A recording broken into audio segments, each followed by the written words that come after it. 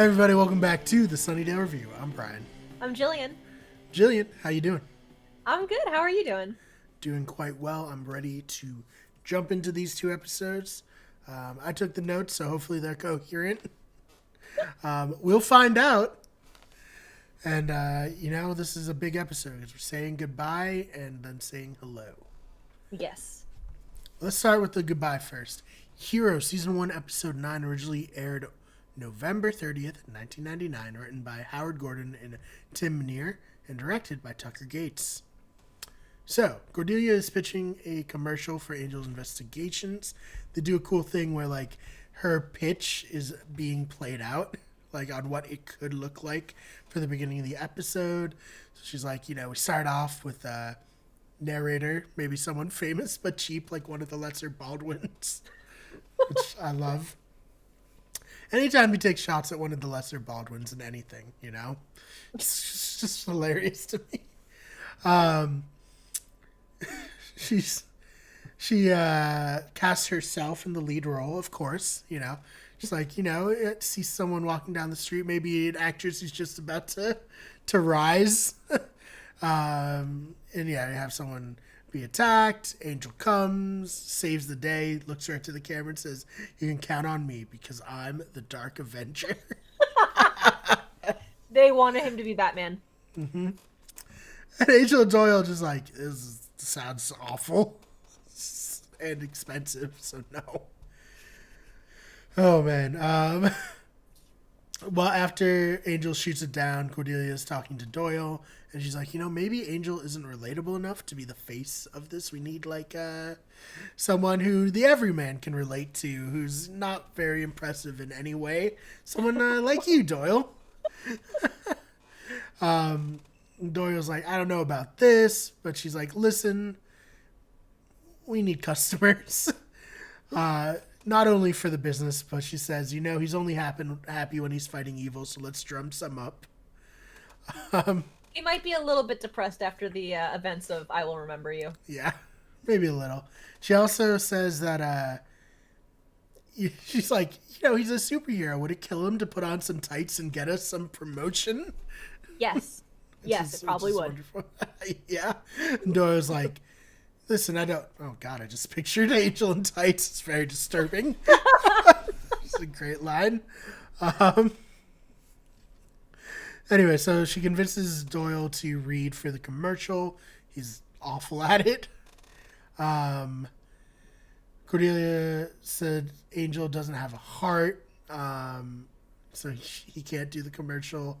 But I don't think the heart's the problem. In fact, if you get stabbed in the heart, you disappear. I think it's more his soul. But yeah, there's a nice little scene in here where he reads, Doyle reads all the lines, and he's like, okay, is that it? Am I done?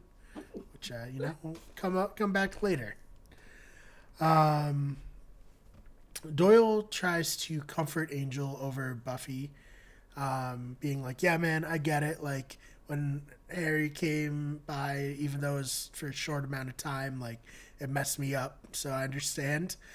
And Angel's like, she was here for a whole day. And Doyle's like, one of us has been drinking, and unfortunately it's not been me. So Angel explains, the oracles. He's like, why didn't you tell me about the oracles? He's like, who said anything about the oracles? What? And he's like, yeah, you brought me to them. And he's like, I definitely would remember that. Yeah, Doyle says that this sacrifice proves that Angel's a hero and that Doyle could never do that. And Angel says, you fight the good fight any way you can. And Doyle's like, tell you what, how about you fight and I'll keep score?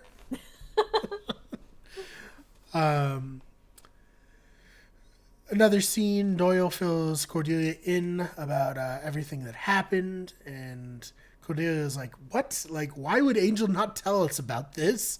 And she's like, you know what? From now on, no more secrets from each other. We're a team. We gotta be honest. And Doyle's, just about working up the courage to tell her about him being a half demon. but then he gets a vision.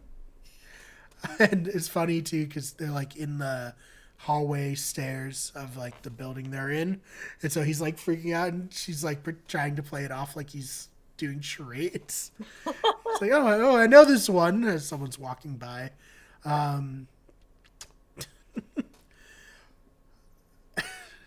Cordelia's like, hey, whatever you just saw, did they look like they could afford to pay? Cordelia. What we did see is a glimpse of demons running from goose-stepping demons. You hear like the footsteps of the Nazi demons, for lack of a better word.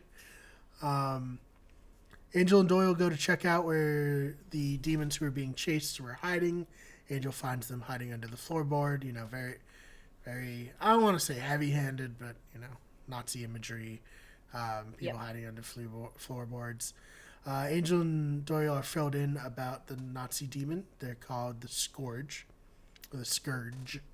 I guess would be a better pronunciation. That's how Doyle pronounces them. The demons think Angel is the Chosen One because they have a prophecy that the Chosen One will come and save them at the end of the century. Doyle knows about the Scourge. It flashes back to when Doyle had just found out about him being half demon. Another demon, who is also a brackish, I think it's brackish, right? Demon comes I think so. to ask for help, but Doyle refuses. And the demon is played by James Gunn's brother, Sean Gunn, famous for Gilmore Girls and Guardians of the Galaxy. He plays actually, yeah, he's and he actually is a different character who does not wear makeup in a later episode of this season of Angel. Oh, is he? Yeah. Why do I not remember this? Oh my god. Well, we'll get there. So Doyle refuses to help Kurt, the demon, out. Do him as Kirk for the rest of this. Yeah, we definitely can. He's very fun on Gilmore Girls. If you haven't seen it, Jenny has been watching it, and I really enjoy it. I think it's a very good show. Kirk is like Barbie, where he has a million jobs. Yes. Except Barbie's successful at all of them. Kirk, not so much, but he puts his all into every job he ever has. Oh man. So Doyle felt guilty about it. He couldn't sleep, and he gets a vision for the very first time, and it's the massacre of Kirk the demon and all the other demons he's with. He didn't know if it was real, so he had to go check, and he found them all dead. And that kind of compels Doyle to be like, we have to help like these demons escape the Scourge. So Angel and Doyle make a plan to lead the demons to freedom. They call Cordelia, who comes and has a funny run-in with demons. She pulls out her breath spray, and she's like, this may look like affordable breath spray, but it's actually a very potent demon repellent. She like sprays it, and the main demon's just like, wintergreen, nice. Terrifying, really. Yeah. Oh man.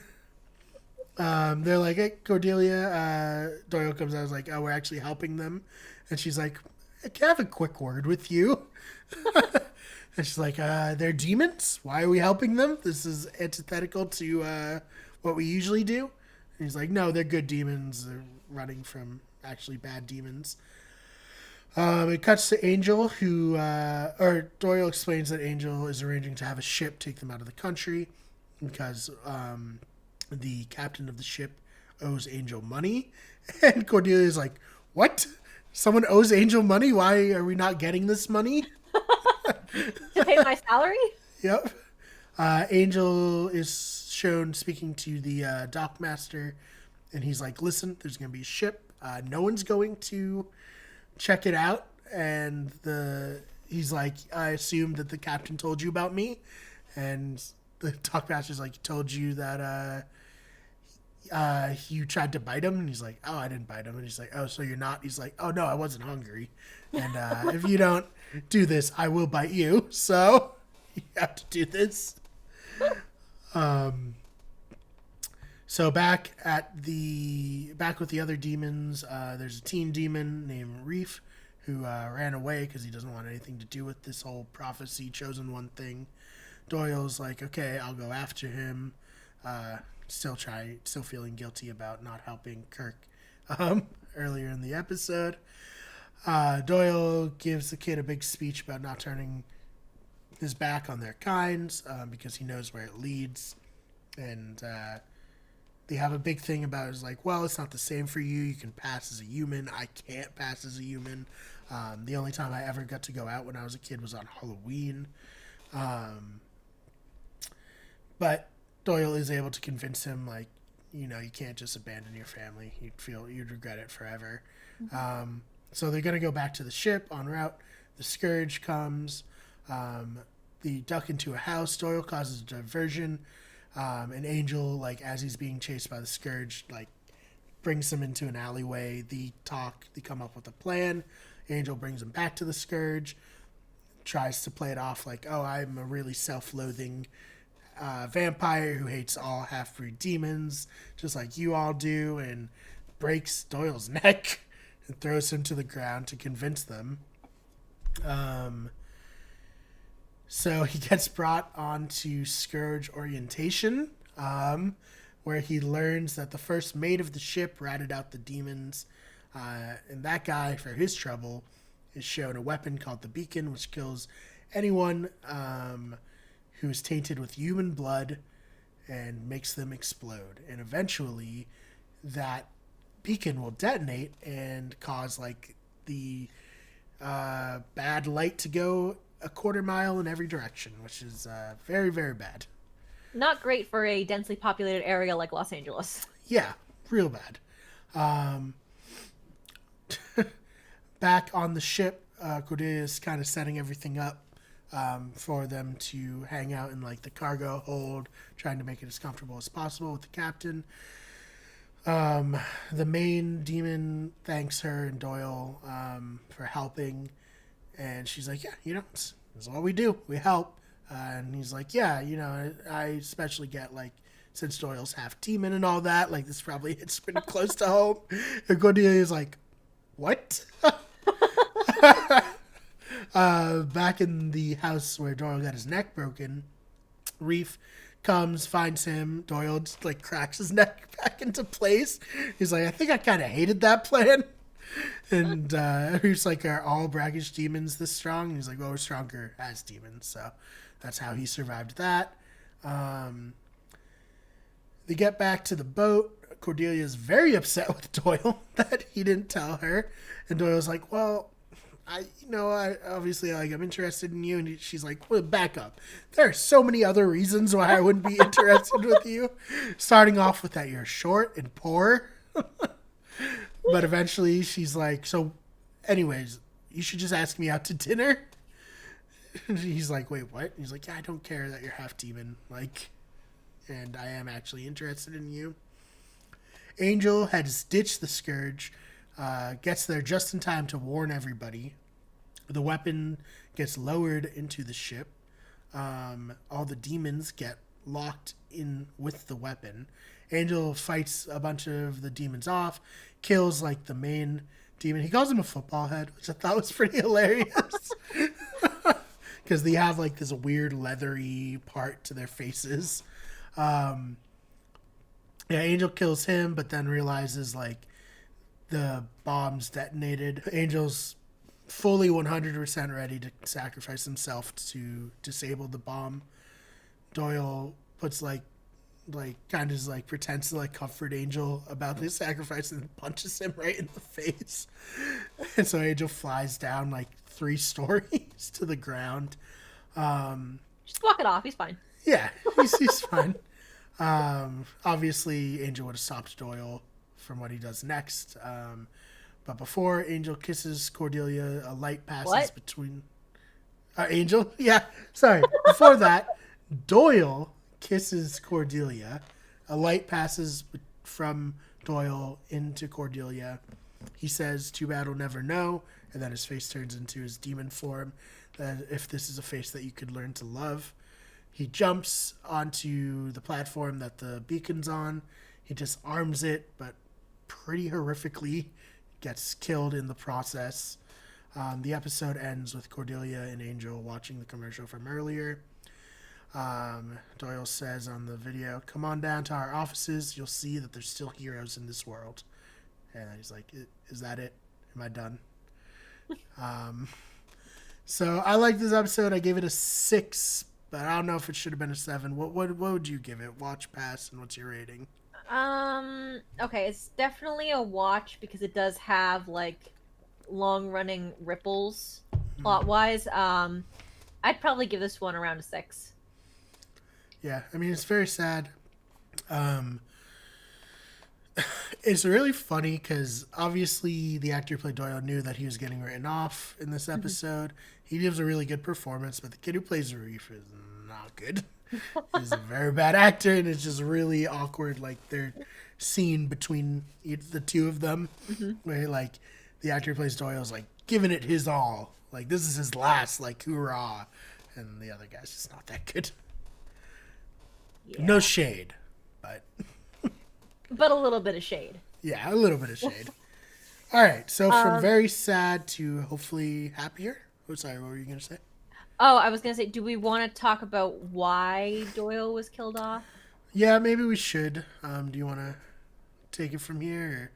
So basically, the actor who played Doyle apparently had like a drinking problem, and also had a issue with like not learning his lines.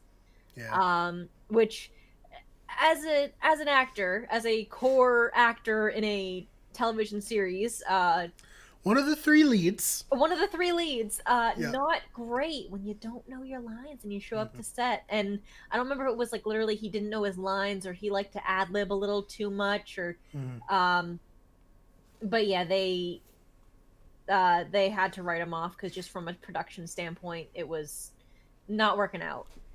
From what I understand, like they might have given him a couple of warnings and stuff before, and ultimately, I mean, we're at episode 9, so you have to imagine the struggle the production went through. Yeah, probably like a few months already of dealing with bad behavior. Like, it's understandable from a business perspective. Like, you just can't deal with that. And it makes sense as to why they brought the character who comes back in this next episode, because I think he's a pretty professional, person, and it works really well. So they lucked out that they were able to pull this transition off. But season 1, episode 10, Parting Gifts, originally aired December 14th, 1999, written by David Fury and Janine Renshaw. So here's Janine again, killing it. And directed by James A. Cotner.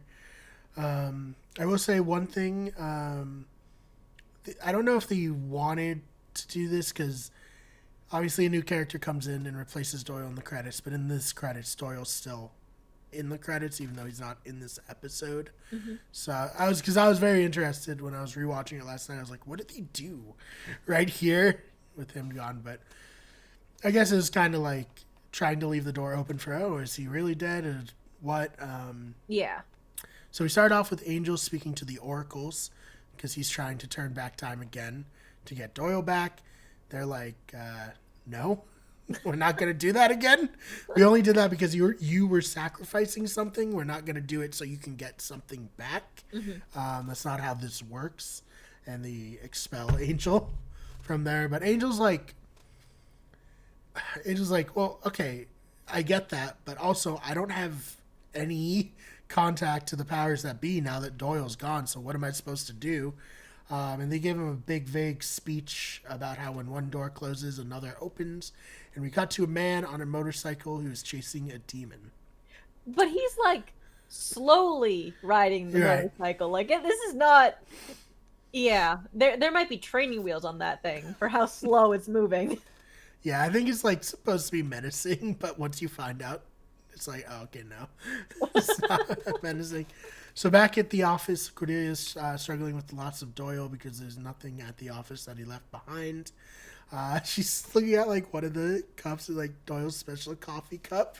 And Angel's like, he didn't have a special coffee cup. And Cordelia's like, yeah, but don't you feel like he should have? This is pretty great. He didn't have a She, lot of possessions, so he didn't have a lot of yeah, things to leave behind. Plus, right, he didn't have a desk. yeah. So while she's struggling with this, Angel's just like, Cordelia, get out.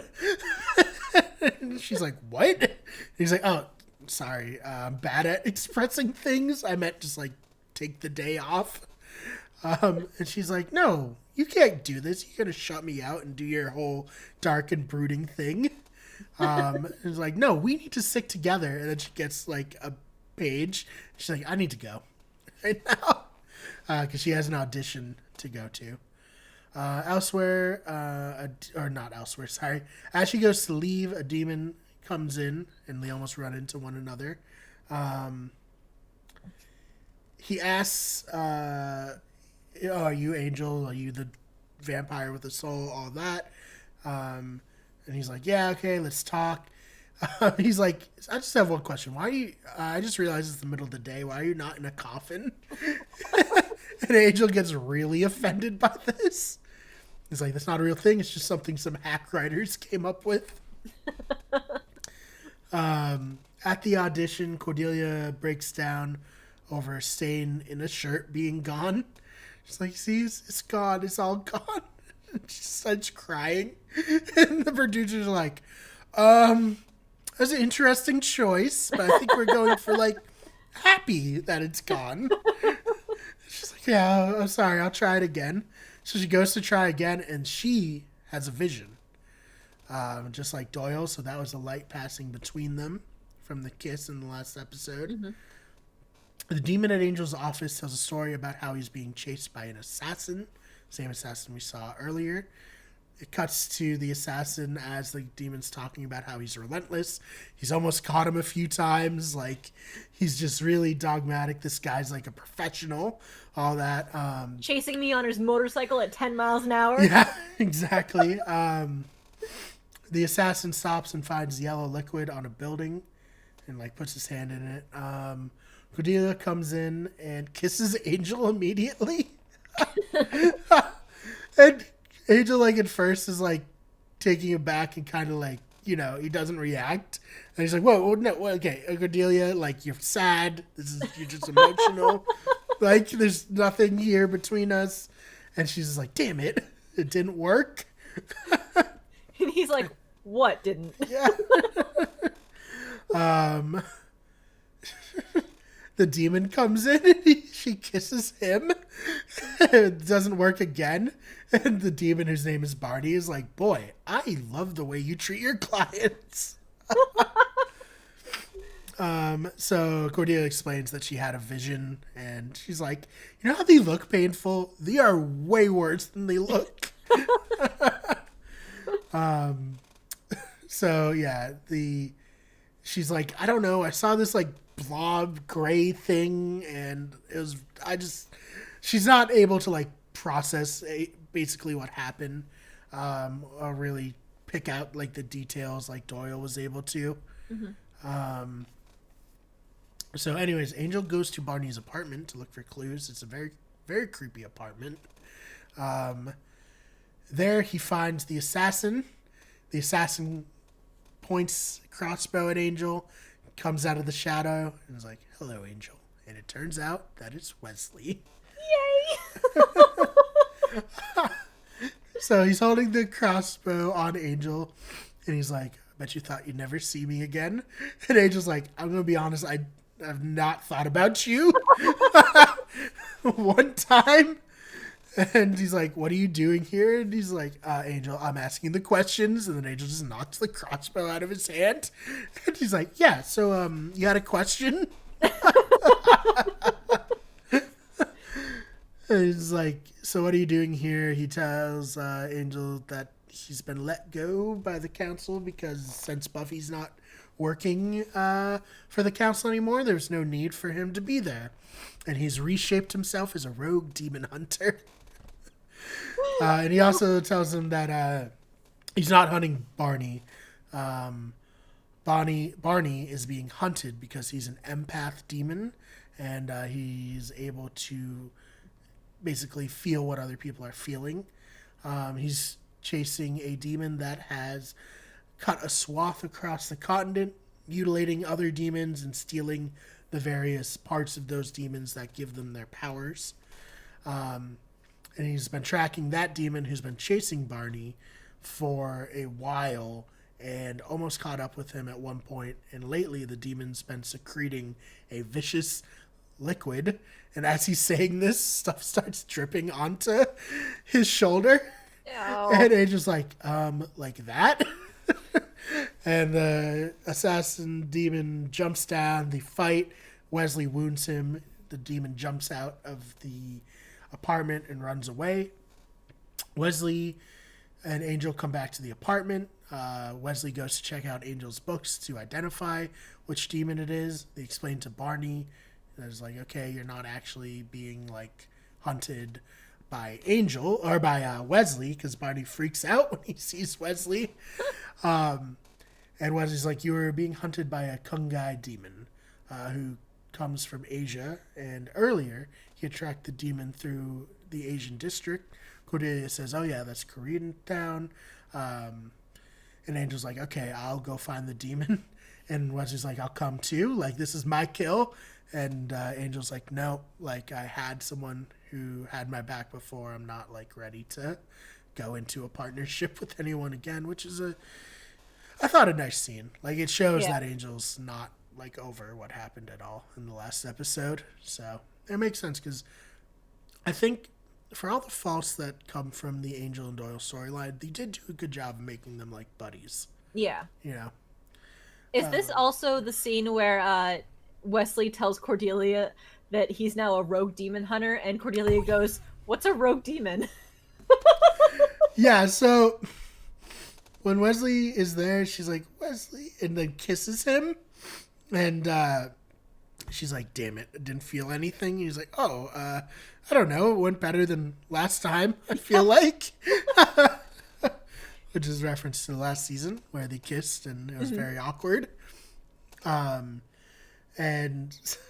she's like, why are you here and dressed like this? And he's like, I'm a rogue demon hunter. And she's like, wow, what's a rogue demon? It's just so good. And she actually is a little like, when he's like explaining like his cool dark thing, she's a little like, oh my God, like Wesley. This is a new side of you that I'm not even sure you buy, but okay. Oh, man. So Angel goes to a hotel that houses demons. The hotel doorman at first is like, listen, I can't like tell you who my clients are. And Angel's is like, how about $20? And he's like, yeah, he's in the back. So Angel goes back there with like his axe. A demon like whips a curtain back, and Angel's like, oh my God. And then the guy's like, do you know where they're doing the massages? And Angel just doesn't even say anything, keeps walking. Back at the apartment, Barney helps Cordelia realize that Cordelia explains that she's got these visions from Doyle. She hates them. It's the worst thing ever. But Barney is like, hey, like I get the impression Doyle probably didn't have very much in the way of money or things. So he left you the most important gift that he could. Back at the hotel, Angel finds a Kungai demon who does not have his horn, which the Kungai demons have this horn that they use to stab their opponents and drain their life force. His is broken off. That's why he was bleeding and all that earlier. Back at the apartment, Barney makes a call and tells someone that he has the horn, but even better, he has Cordelia, and it goes over to Cordelia. It's like, okay, he's gonna take Cordelia because of her special powers now. He reads Cordelia to her face, basically points out all her insecurities and all this, like the ghost did in the other episode. Poor Cordelia. It's like every 5 episodes she has somebody telling her everything she hates about herself. He's basically like, you're a really bad actor. And she's like, what? You've never even seen me act. And he's like, yeah, but you're a bad actor. I, on the other hand, am a great actor. because I tricked you this whole time. At the hotel, Wesley comes by back in his suit. I don't know where this was. I don't know if he just, in case of emergency, packed a nerd suit. In case of emergency, break glass for Tweed. Yep, exactly. Exactly. But he's back in it, looking like his old Walter self. He talks to the Kungai demon who's dying. He gets some words out of him because he's able to speak the Kungai demon's language. Because of course he is. Right. And he was a watcher. Like, and he was high enough up to be tasked with, watching 2 Slayers. So he must at least be by the books pretty smart. I mean, he was head boy. He was head boy, yep. So the Kungai demon says the words red demon heart reader before the demon dies. He also says another word, but Wesley doesn't know what it means at all. When he says these words to Angel, Angel figures out that he meant Barney. Meanwhile, Cordelia's being taken by Barney to be auctioned off. She has a funny scene where she's like, "Oh, I'm having another vision." He's like, "What is it?" He's just like, "You're." He's like, "In danger, in a lot of pain," and then she knees him in the balls, tries to escape. This is pretty great. Angel and Wesley come back. They realize that Cordelia's gone, and Angel starts looking at the sculptor. I don't really understand, but she's like. Angel's like, wait a second, I know what this is. It's this sculpture that I'm aware of, which is very convenient from the shitty drawing that Cordelia does. Mm-hmm. Wesley's feeling very sorry for himself and is like, listen, it wasn't a mutual decision. The council fired me. I messed up really badly. I was watching 2 Slayers. One of them turned evil and is in a coma, and the other one quit the council altogether. Like, I'm honestly surprised they didn't behead me, is what he says. It's like, Wesley, this is so not about you right now. Yeah. Oh, man. So, Angel gives him a little bit of a pep talk. Wesley is really unsure about the word, but is like, more motivated to try to figure this out to save Cordelia. He realizes that the word he was saying doesn't really translate particularly. Like, I think it's like money something, and then he's like realizes like, oh, it's like an auction, and it's like meant that they're doing an auction. Angel, meanwhile, using the computer, figures out that the sculpture was sold to a hotel chain, so they realize that it must be at one of these hotels. At the auction, Cordelia tries to stall her bidding by upping the price with more claims about her abilities. It's like, oh, you can see your enemies or buried treasure. And it becomes like a bidding war that eventually a representative from Wolfram and Hart bids $30,000 for her. Wesley and Angel find the hotel that has the sculpture. He goes there. He's like, where are your vent rooms? Someone tells him. And then he finds another employee. And he's like, where's the auction being held? And he's like, oh, we're not having an auction. And then he like puts his vamp face on. He's like, oh, it's in that room. So the Barney and the other guy, his assistant, are talking to the Wolfram and Hart representative, saying that Wolfram and Hart only wants the seer's eyes. They negotiate an extra fee for removal of the eyes, and just before they're able to get there, Angel and Wesley arrive. There's a fight. They free her. Wesley and Cordelia together take down Barney by Cordelia stabbing Barney in the back with the horn from the Kungai, draining his life force. So they win. They go back to Angel's apartment. Cordelia frames the picture of the vision as a way to memorialize Doyle, to be like, he gave me the power to see the vision. This is the first thing. Mm-hmm. So now we have something to remember him by. Wesley goes to leave and just keeps like coming up with more. He's like, I have to go. fight evil wherever this may take me. A lone warrior on the road. And then they're like, so do you want breakfast? It's like, ooh, yes. Because Wesley obviously doesn't have much money. He's been very hungry. And Angel makes eggs and toast for Wesley and Cordelia. Cordelia has a fun part where he's like, for a guy who's on an all-liquid diet, he's a great cook. For a guy who can't taste anything. Yeah. So, but also, he's been alive for so long, he probably just perfected, the techniques that go into making stuff. How hard is it to make eggs and toast, though? That's true. All right, so this is the beginning of Wesley as a member of the group, and I love Wesley so much. I love Wesley. And I'm happy he's here, and I gave this a 7 out of 10. Joe, what'd you give it? I'll give it a 6. 6? All right. Watch or pass? Watch, because it explains Wesley showing up, so, it's kind of you kind of have to watch it. Mm-hmm. But yeah, I love Wesley. Yeah. He's hysterical. I think the whole rogue demon hunter thingy is kind of hysterical too. Yeah. Clearly he's just looking for a place to belong. I don't know why he didn't go back to England. Right, yeah. Sure, he got booted from the Watchers Council, but he could probably still be a teacher or something. But that's the whole thing. It's okay, so say Giles and Wesley are here on work visas. Mm-hmm. Why do they never have to go back? That's true. But I love them, and so I love Wesley being here.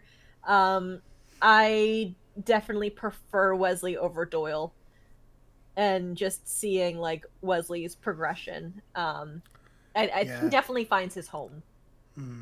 This is the start of the show as it's going to become. Oh, definitely. This is the true. As much as I like Doyle, these three are the trio that the whole rest of the cast as it expands is built around. For sure. And yeah. So Jill, anything you want to mention before we get on out of here for this episode? If you want to hit me up on Twitter, you can. I'm at Jillian_Swan. That's Swan with 2 N's. Yeah, that's it. You can find me on Twitter at @theFakeBMar, that's BMARR. You can find the channel on Twitter at WG Everything, on Instagram at Wicked Everything, Twitch at twitch.tv/Wicked Everything, and maybe TikTok. By this point, probably not. And we will see you in the next one. Thank you so much for listening. The Sunnydale Review is a Wicked Good Everything production. Fan art of Buffy was created by Fishbone Art. The logo was created by Tamar Kutab. The original intro and outro song was created by Alex Carl.